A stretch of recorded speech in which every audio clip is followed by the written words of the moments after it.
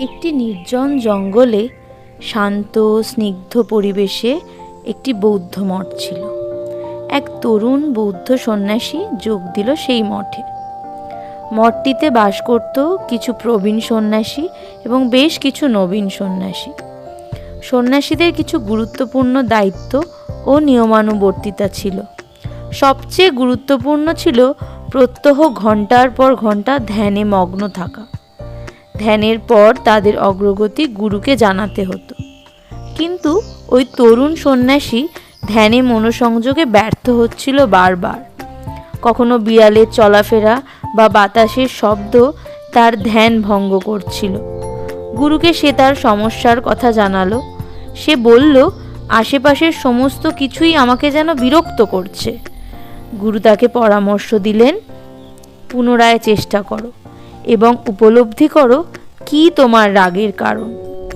এরপর তরুণ সন্ন্যাসী হ্রদের তীরে একটি নির্জন স্থান খুঁজে ধ্যানে মগ্ন হলো। কিন্তু পাখিদের কলরব, জলের শব্দ পুনরায় তার ধ্যান ভঙ্গ করল। শান্ত পরিবেশ সত্ত্বেও প্রতিদিন সে কোনো না কোনো কারণে বিরক্ত হয়ে ধ্যানচ্যুত হচ্ছিল। একদিন হ্রদের মধ্যে একটি নৌকা দেখে ভাবল, হ্রদের মাঝে নৌকায় বসে সে ধ্যানরত হলে নিশ্চয়ই তাকে কেউ বিরক্ত করতে পারবে না। তার ভাবনা স্বরূপ পরপর কয়েকদিন সে বেশ নির্বিঘ্নে ধ্যান করতে সক্ষম হলো। কিন্তু তৃতীয় দিনে সে যখন ধ্যান শুরু করলো, হঠাৎ সে অনুভব করলো কেউ তার নৌকায় ধাক্কা মেরেছে।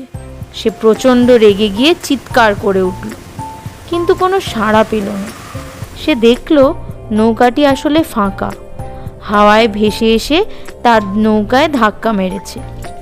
এরপর সে হঠাৎ শান্ত হয়ে পড়ল। রাগ মিলিয়ে গেল, কারণ রাগ করার মতো সেখানে কেউ ছিল না। ঠিক সেই মুহূর্তে সে উপলব্ধি করল, মানুষ, পরিস্থিতি, পরিবেশ আমায় রাগায় না, আমার প্রতিক্রিয়াই আমার রাগের কারণ। এরপর সে মঠে ফিরে এসে পূর্ব প্রতিকূলতা সত্ত্বেও ধ্যান শুরু করলো।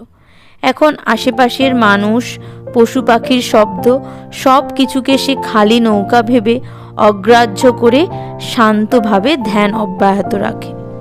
প্রবীণ সন্ন্যাসী তার এই পরিবর্তনে খুশি হলেন এবং বললেন, আমি বুঝতে পারছি তুমি জেনে গেছো কি তোমাকে রাগিয়ে দিত, আর তা তুমি জয়ও করেছো।